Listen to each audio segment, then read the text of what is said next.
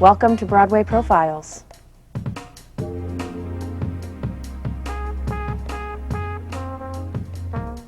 Christine Ebersole became a television star first. Her resume of over 40 shows includes such titles as Will and Grace, Boston Legal, and Ally McBeal. And she's appeared in films like Amadeus and Tootsie.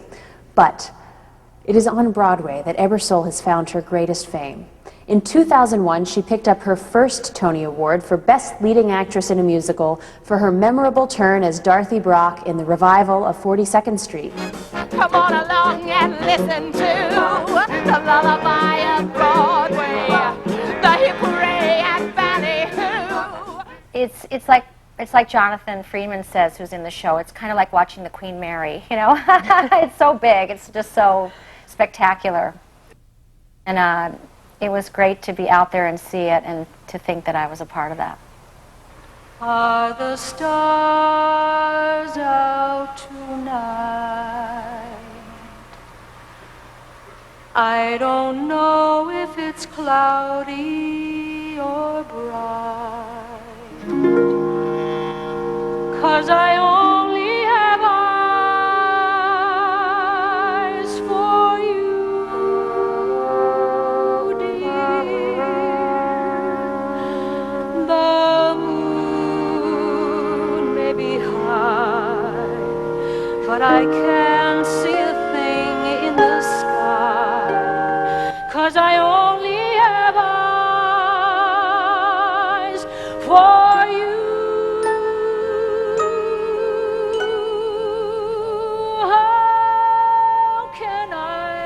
It was a big thrill. It was 16 years since I had done a Broadway musical. I had spent all that time out in Los Angeles. I came back, you know, intermittently, but most of the time I was out there. And it was the first time I was nominated for a Tony. So it was a big thrill. Of course, getting to wear all those great costumes and get to sing all those great numbers. And so it was a big thrill all the way around. Listen to this, Oliver. I've got the Fern Cliffs. What? Lord and Lady Ferncliff. They're getting in this morning on the Aquitania. I sent them a radio last night, and they're coming to dinner Friday. Wasn't that Friday? Ebersole established herself as a comedic force when she performed in Lincoln Center's production of Kaufman and Ferber's Dinner at 8. I'm planning this party for 10 people, and I've gotten the Ferncliffs, which are a very distinguished, Lord and Lady Ferncliff in England, and of course in those days anybody from Europe was considered superior to Americans. Didn't turn out right. I think it must have been the gelatin. Didn't set. What do you mean, you can't use it? No, ma'am. It's no good. Oh, you mean to tell me at this hour? It's 6 o'clock. There comes the dinner party, and things that I thought were going to go a certain way It was like absolutely go in the extreme opposite way. So there are some surprises, many surprises along the way. I've never seen lobster like it. Doing 42nd Street, which was a musical, was a great experience, but it's very different than doing a play. And I just finished doing a month doing my club act at the Carlisle. So then coming off of that and then going into a straight play is just, heaven. What do you think? Here's the list. I've got the Ferncliffs. Of course, that's what makes it so difficult. You see, she's so deaf, you have to yell your head off, and all he knows is Parliament and grouse. Gives you a nice start. That's not the worst of it. Oliver's got some business thing up his sleeve and insists on my asking those Packers. Oh, you know who they are. All the money in the world and bellows at the top of his lungs. Put him next to Lady Ferncliff. I love to sing, and I love to tell stories.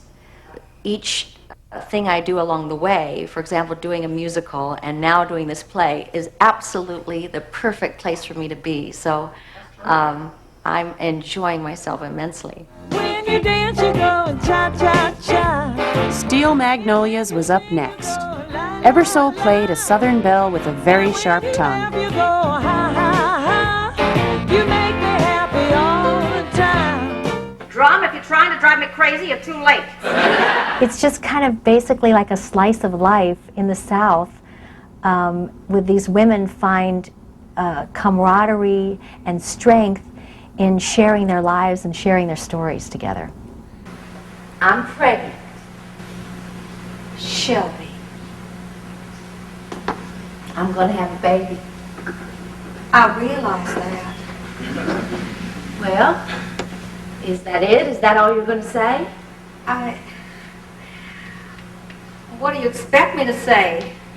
Something along the lines of congratulations. Congratulations. Would it be too much to ask for just a little excitement? I mean, not too much. I wouldn't want you to break out into a sweat or anything. I'm in a state of shock. I didn't think... There's something about the live theater that creates such an intimacy where the audience is really another character in the play.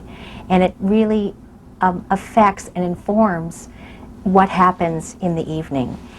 And so every night, even though you say the same lines every night is new, because every audience collectively is a new personality that comes. I guess I'm a little selfish. I'd rather have her here. Oh, Miss Malin, I don't mean to upset you by saying that.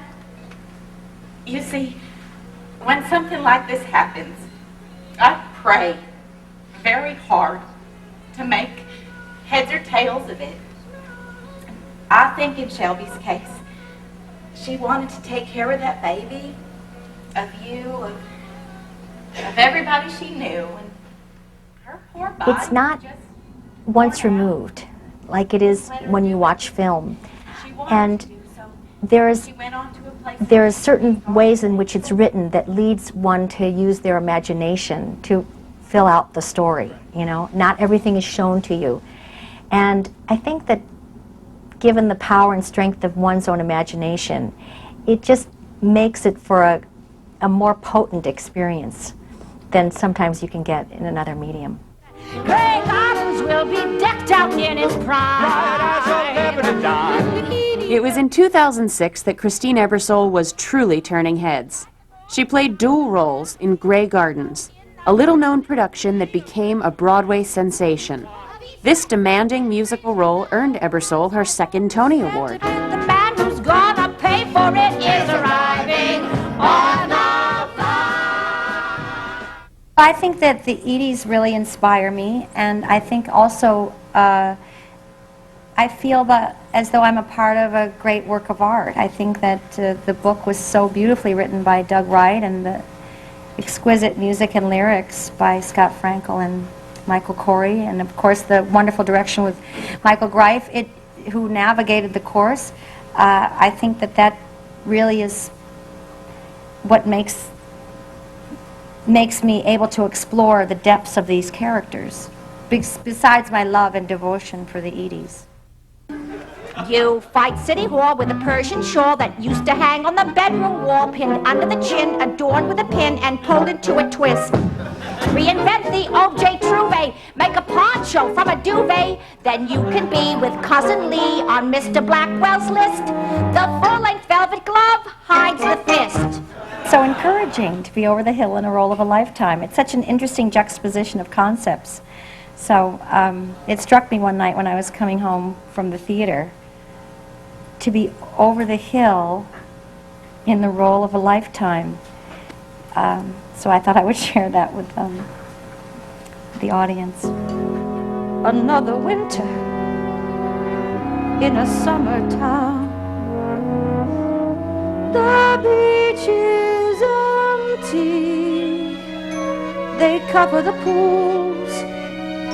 The patio umbrellas come down. Oh God, my God. Another winter in a summer town. One little leaf adrift in the breeze refuses to fall from the sky. Blown by the wind, it clings to the trees, unwilling to wither and die. I didn't have any plans to do this. So I think it's always kind of amazing in life how when you just sort of stand still and open yourself up to the possibilities, it's kind of miraculous what comes your way. So I really don't know what the future holds, but it feels bright. Someday I'll find you, moonlight behind you, true to In the 2008-2009 Broadway season, Christine Ebersole returned to the stage of the Schubert Theater in Noel Coward's comic classic Blithe Spirit. For a little while, we shall stand hand in hand. After Grey Gardens, it's everything's a walk in the park. God is merciful. It's just really about having fun, you know, just having fun and mischief and doing comedy. It's nice. All right. I'll do it just this once. Now watch carefully, Ruth. Yes, my dear. Go on, Elvira, to the mantelpiece and back again.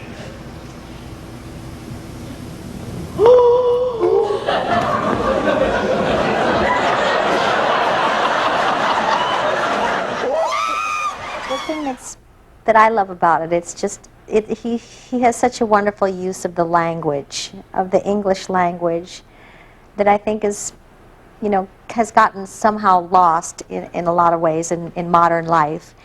And it's so musical just in the tone of the speeches, but it's also, you know, it's just very sophisticated and grand and funny.